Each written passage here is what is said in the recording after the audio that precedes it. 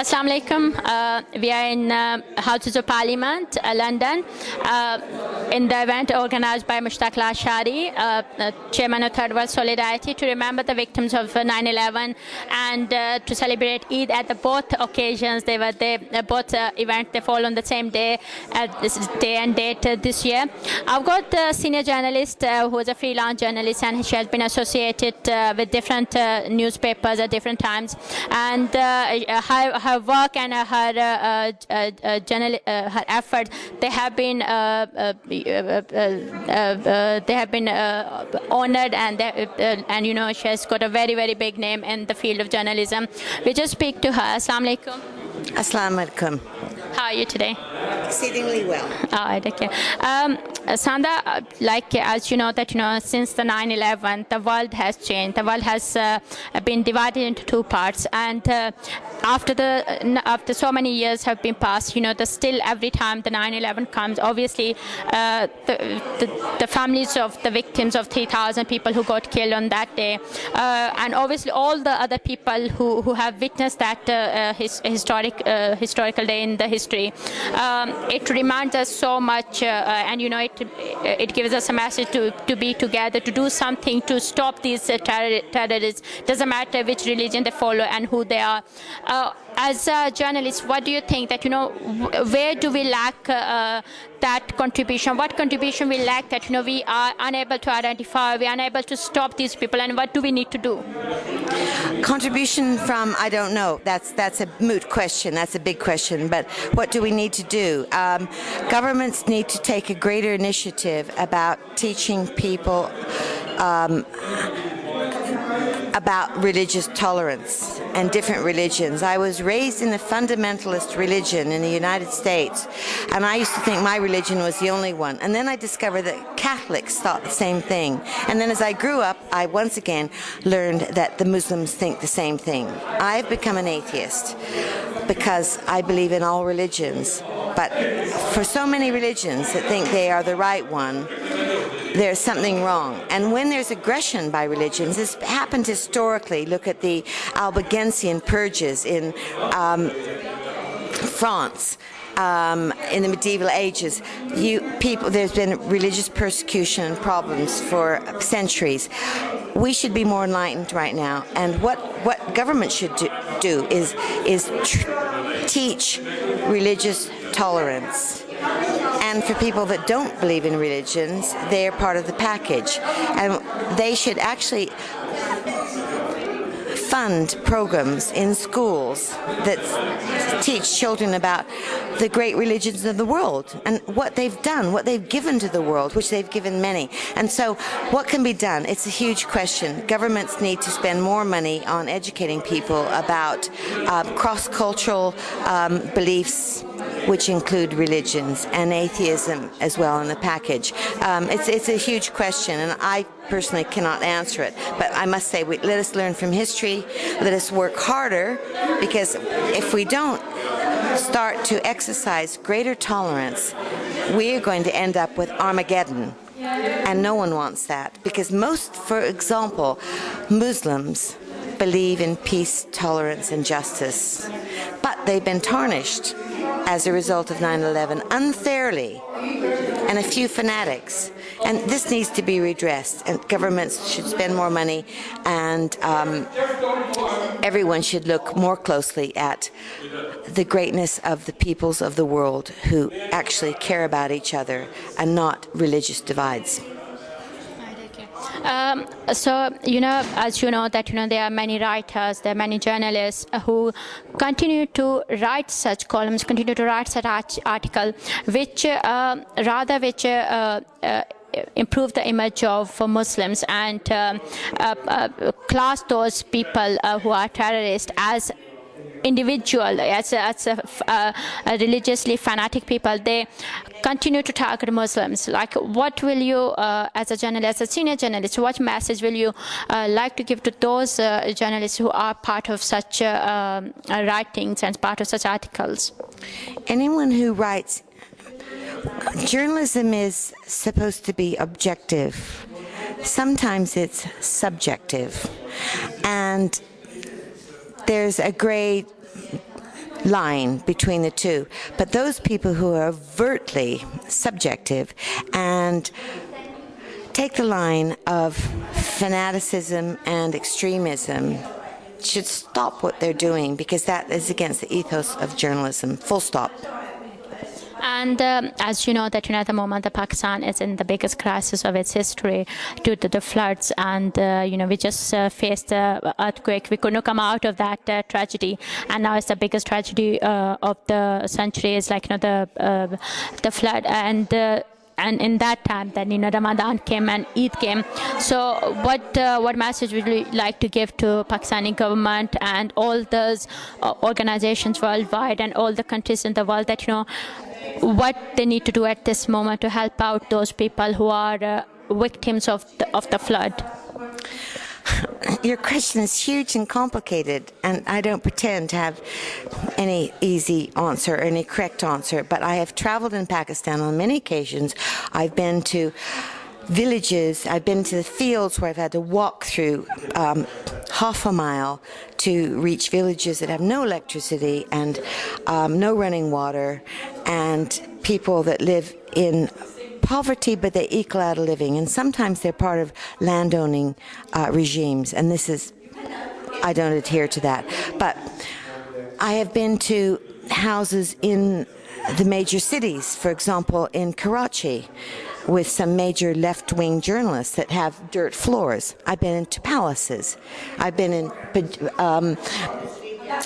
privileged positions. I've seen quite a lot, not very much, really, but as an outsider, I'm privileged in having seen different levels of poverty and wealth in Pakistan, and I absolutely abhor corruption. I absolutely abhor taking cream-offs. I knew Benazir Bhutto, and I think she was working and trying to bring peace and justice to the country.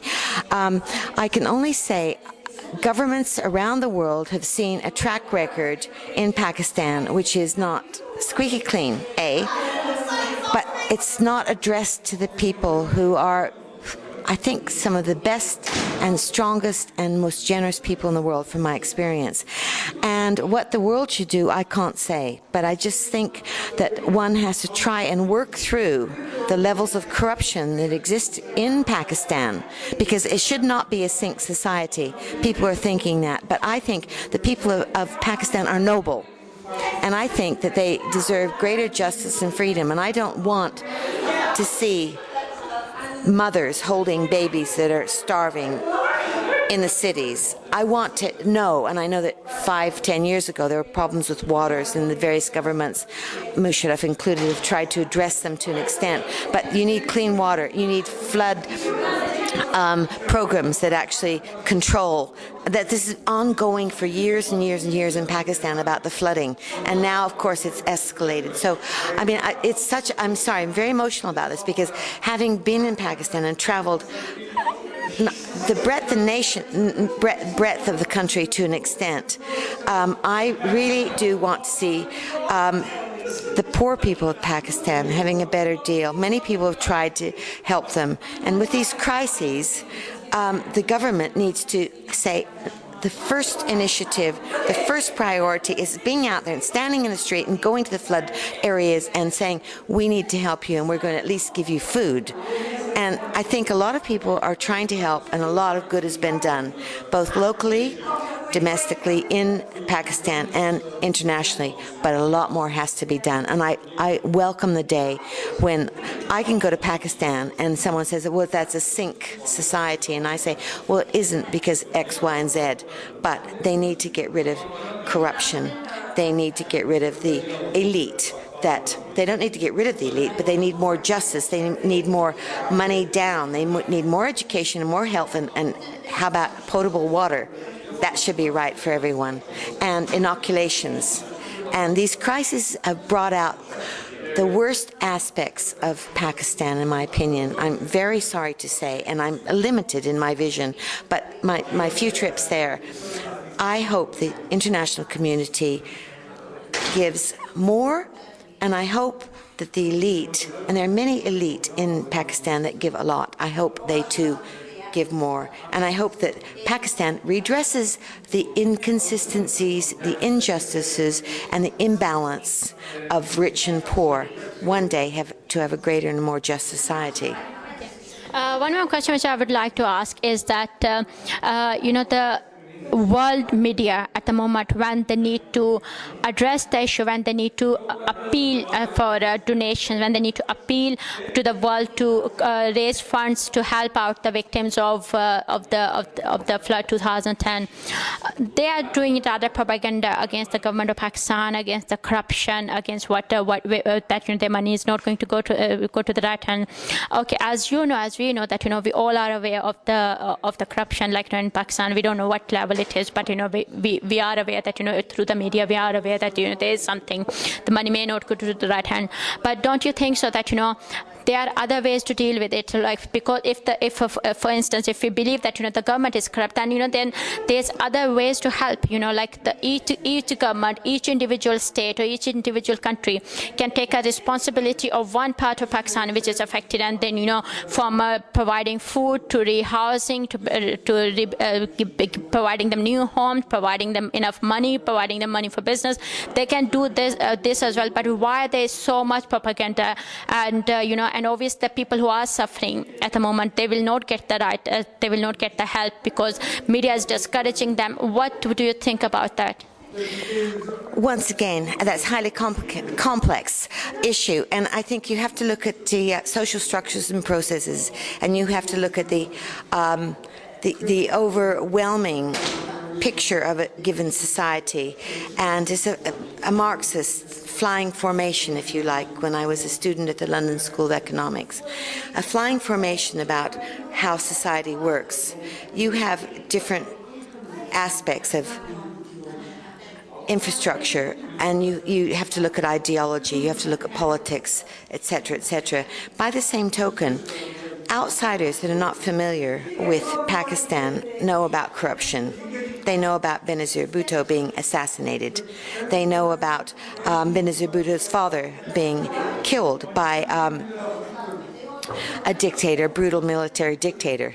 They know about all these issues that have happened in the past. They know about money going to the Kashmir earthquake, having gotten lost. They know about these things, and they know, and there are plenty of indications globally and socially about what happens to money that's given to Pakistan. I even know a Pakistan person, very high-powered in this country, who said, we're collecting money and we're taking it out ourselves. A Pakistan person, because we don't trust where that money's going to go. Now, every single country in the world has problems with corruption, I think, in my opinion.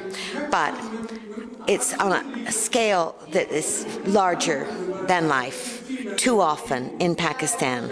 And so I don't blame the press that has said, we have to be careful, people should be cautious about the money, because the generosity of Britons to give money, and I'm not talking about Pakistani originals, people with Pakistan families originally. I'm talking about the people of Britain give very generously indeed for global crises, and I think they're doing the same now.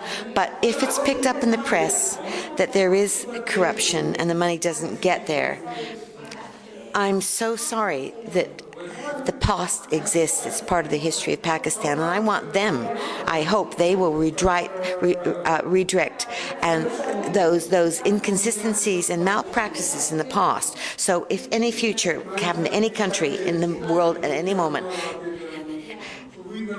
faces a catastrophe on the extent to which these floods have created, that they will be more generous, and that they will not have to think, well, where's all this money going? It's just, I'm sorry, I get really overwhelmed with this, but there's a lot of work that needs to be done. I don't blame the people of Pakistan, but I blame corruption in the past, and I hope it gets redressed, because I think there are many people in the government now that are trying to do a good deal. They're trying to sort out the problems, but more has to be done. And if Pakistan doesn't clean up its own backyard, I'm afraid there will always be journalists that are going to be taking advantage and trying to get sensational stories.